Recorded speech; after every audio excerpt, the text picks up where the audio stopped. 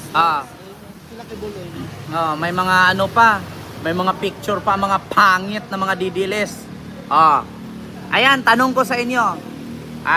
Sino ang may akda ng 10 years driver's license? Bakit naging 10 years ang passport at bakit naging 10 years ang lisensya? Una, si Villar po ang nagpasa ng 10 years na validity ng mga passport. No? Si Cynthia Villar din ang magpasa ng 10 years driver's license. Hindi si Digong, wag tanga. Yeah. Pinaangkin nyo dahil kay Digong naging 10 years ang passport at license. Mga Villar ang nagpasa niyan, wag kang bobo. Wag tanga. Yeah. Tangina nyo, ang bobobo nyong DDS. Hindi. Si Grispo, si Villar at si Cynthia Villar ang may gawa niyan. Hindi si Digong, wag tanga. Ang bobobo ninyo. Sabi ni Ma'am Amelita Puso, fuck you kayong lahat sa earth. Tangina, dahil daw kay Digong naging 10 years daw ang driver's license. Dahil daw kay Digong naging 10 years daw ang passport. Hindi nyo ba alam? Si Crispo, si Villar ang may akda niyan. Wag tanga. Ang bobobo niyo mga DDS. Tangina nyo. Libre naman Google eh. Bakit sabi mo kanina Trillanes? Tanga, bobo ka din nakakinig. Sabi ko kay Trillanes, yun yung pagpapataas ng sahod ng teacher, ng sundalo at pulis. Pero inangkin ni Digong yan, di ba? Anong sabi ni Bongo? Dahil kay Tatay Digong tumaas ang sahod ng kasundaluhan at kapulisan. Si Trillanes din may akda niyan. Tangina nyo, inangkin lang ni Digong. Poki ng ina, Digong, gumawa ka ng batas, wag puro angkin. Piskal kang di oras, pero wala kang napasang batas. Tangina mo, inaangkin pa ng DDS. Panay mura, galit na galit. Si Digong nga, walang kaaway, nagmumura sa live eh. Yeah?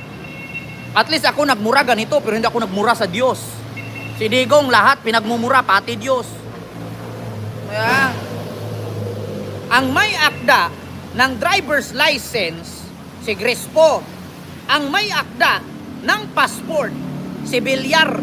Ang may akda ng pagtaas ng sahod ng pulis, sundalo at teacher, si Trillanes. Walang akda si Digong. Mag-research naman kayo mga DDS.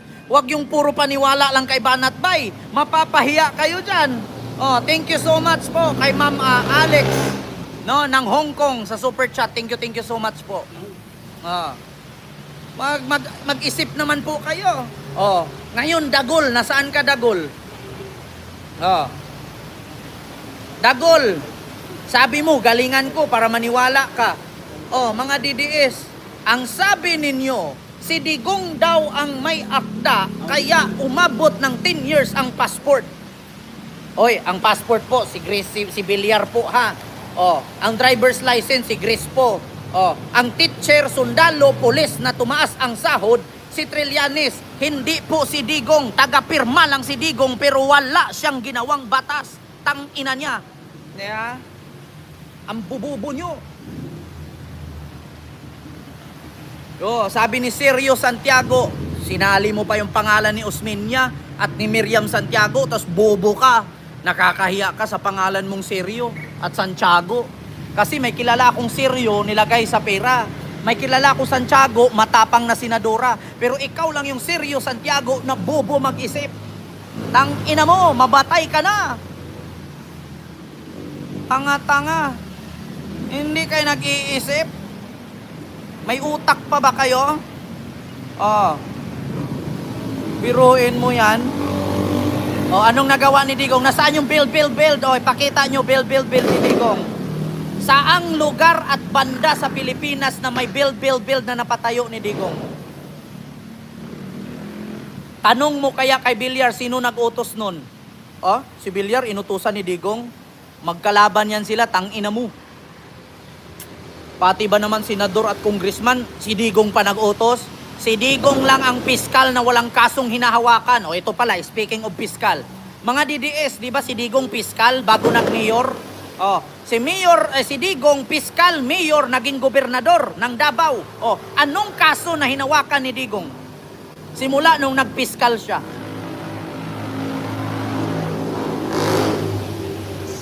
Oh, anong kaso bilang piskal si Digong? Yeah. Walang kaso kasi hindi nyo mapakita. Bigyan nyo ako mga DDS ng isang kasong hinawakan ni Digong nung naging piskal siya. Bakit siya natawag na piskal na wala man siyang kasong na ipanalo? Oh, wala kayong may pakita, di ba? Kasi hindi nyo alam, kay wala talaga kayong alam.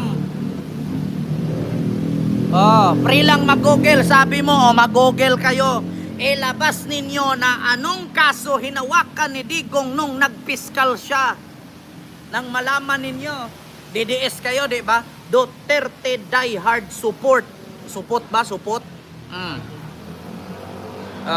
Duterte die hard supporter, ilabas ninyo kung anong kaso na hinawakan ni Digong nung piskal siya. Tangina nyo, wala kayong may pakita eh. Anong kaso? Wala, di ba? Kasi wala kayong alam. Tangina nyong DDS kayo. Tinatawag nyo sarili ninyo na Duterte die hard supporter. Ha? Duterte die hard supporter. Pero ni isang kaso na hinawakan ni Digong na si Digong daw ay abogado, wala silang maipakita. Alam pero pilit nagsisinungaling eh. Yeah. Ang mga DDS, alam mo sa totoo lang, lumabas kayo dyan at sabihin nyo sa akin, bakit ninyo susuportahan si Digong? Bigyan nyo ko rason.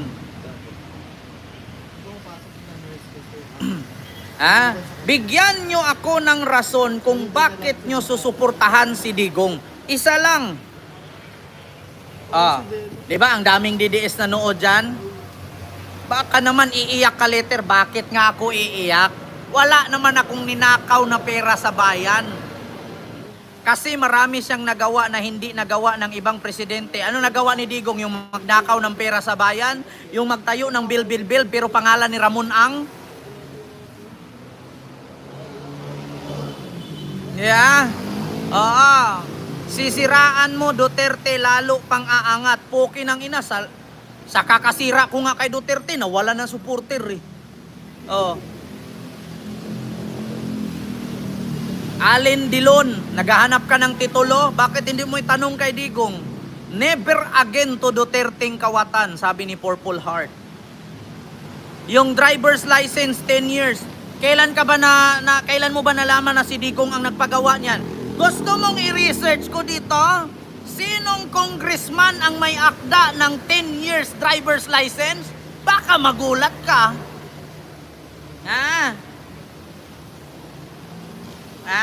Ano?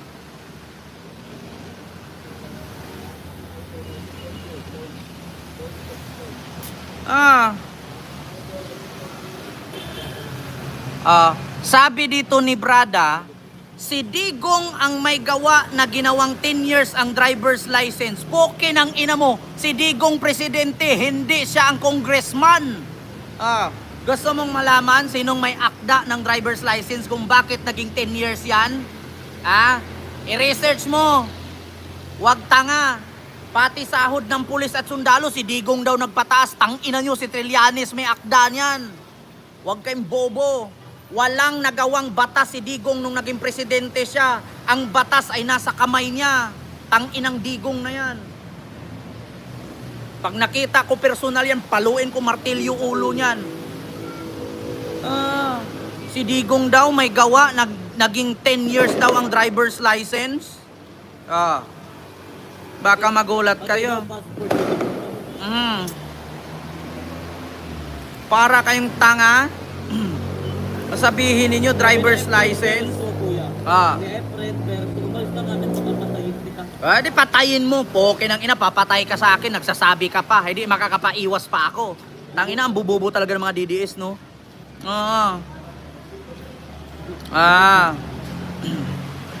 Kaninong batas? Ito na. Ang 10 years.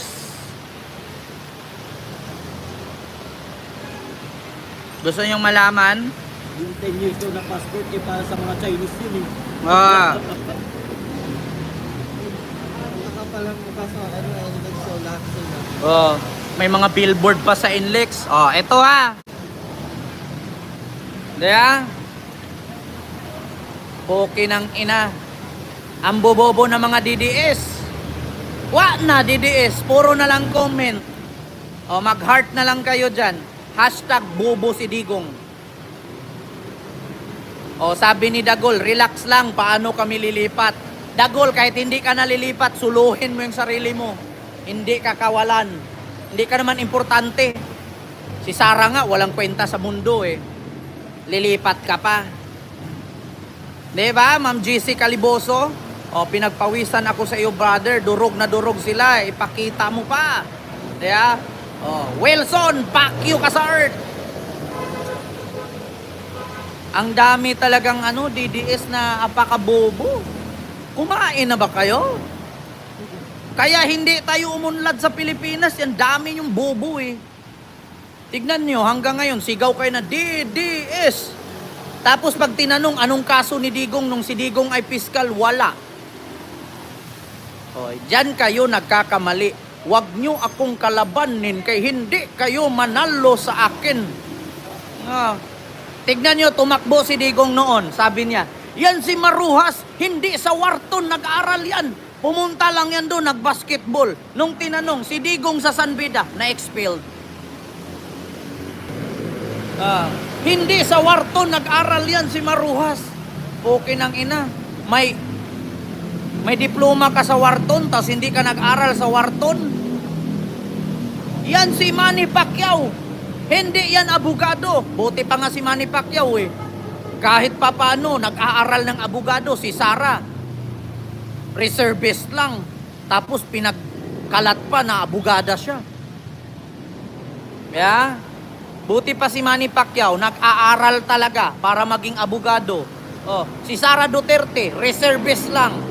Pinagyabang na. Alam nyo ba ibig sabihin ng reservist? Pasang awa. Government grade.